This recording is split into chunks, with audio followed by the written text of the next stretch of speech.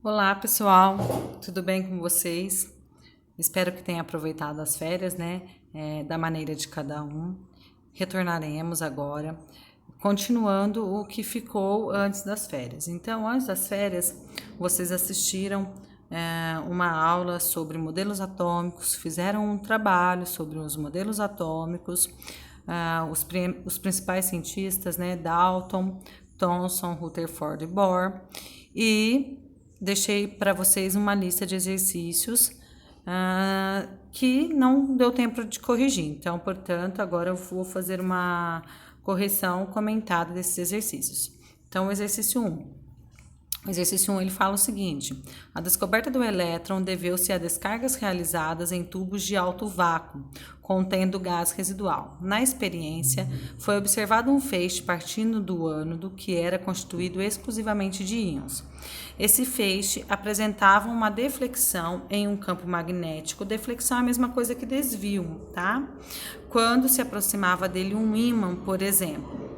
No trecho anterior, há alguns erros relacionados à experiência de Thomson, com tubos de raios catódicos. Reescreva o trecho, identificando os erros e corrigindo. Então, o trecho em que há erro é esse aqui, ó. Na experiência, foi observado um feixe partindo do ânodo, que era constituído exclusivamente por íons. Os erros são ânodo e íons. Então, para a gente reescrever da maneira correta, ficaria assim, ó. Na experiência, foi observado um feixe partindo do cátodo, que era constituído exclusivamente por elétrons, ok?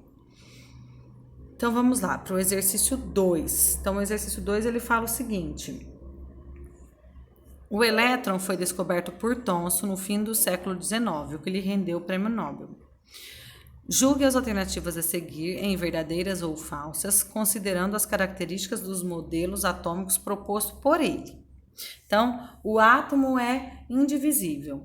Então, essa afirmativa aí é falsa. O átomo é indivisível no modelo de Dalton. No modelo de Thomson, ele verificou que esse átomo era divisível através do experimento de tubos de raios catódicos ou ampola de Crookes.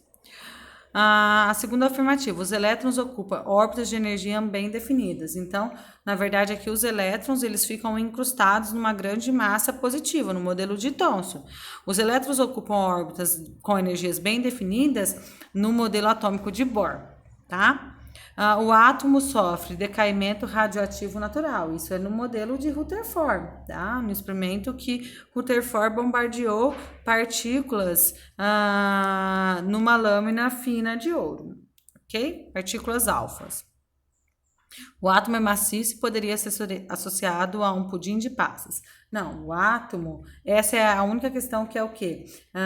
Verdadeiro. Então, as outras são falsas, né? Então, a gente julgou como falso, falso. E essa aqui é a única questão que é verdadeira. Então, o átomo é maciço e poderia ser associado a um pudim de passas. Então, no modelo de Thomson, ele fala que o átomo ele tem uma grande massa positiva e em sua superfície eu tenho minúsculos corpúsculos, minúsculas partículas carregadas negativamente, que ele deu o nome de elétrons. Então, o Thomson, ele é o pai dos elétrons, foi ele que descobriu quem? Os elétrons, ok?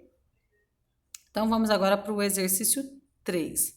O exercício 3, ele fala o seguinte: nos seus experimentos com tubo de raios catódicos, Thomson concluiu que toda a matéria era constituída por elétrons. Apresente os fatos observados por Thomson que sustentem essa afirmativa.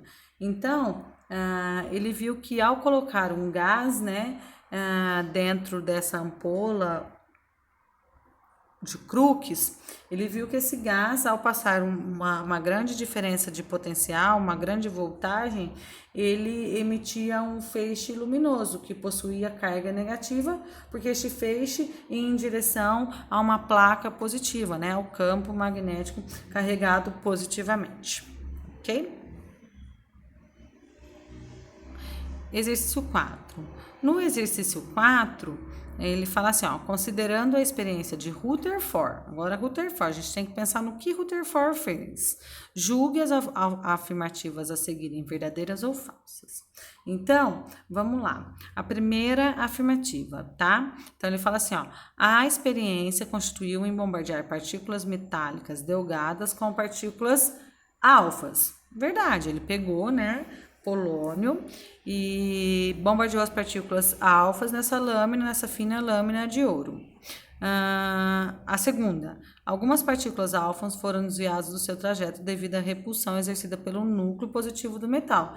Sim, ele viu que essa experiência que uma em 20 mil partículas batia então em algo que era muito pequeno e denso e voltava.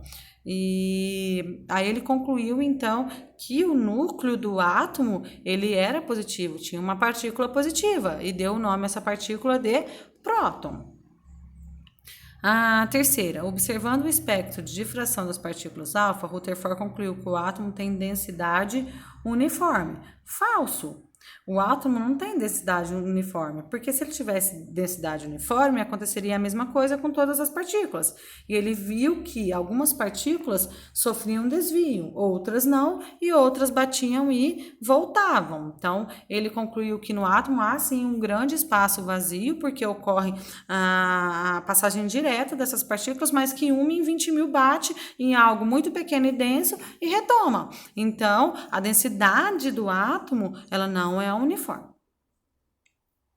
A outra afirmativa, essa experiência permitiu descobrir o núcleo atômico e seu tamanho relativo. Sim, acabei de falar que ele descobriu que como uma em 20 mil partículas batia em algo muito pequeno e denso, ele descobriu o núcleo e praticamente o tamanho desse núcleo, que é algo muito pequeno, mas que contém muita massa em relação a algo muito grande, que é a eletrosfera, que é a segunda parte, então, do átomo de Rutherford.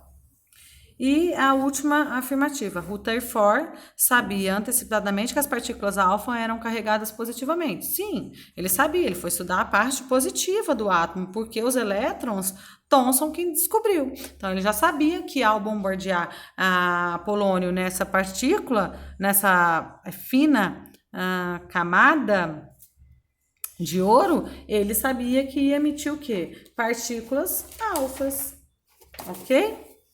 Depois a gente vai para o exercício 5. Espera aí um minutinho, pessoal. Exercício 5 ele fala o seguinte: ao resumir as características de cada um dos sucessivos modelos do átomo de hidrogênio, um estudante elaborou o seguinte resumo: modelo atômico de Dalton. Então, o estudante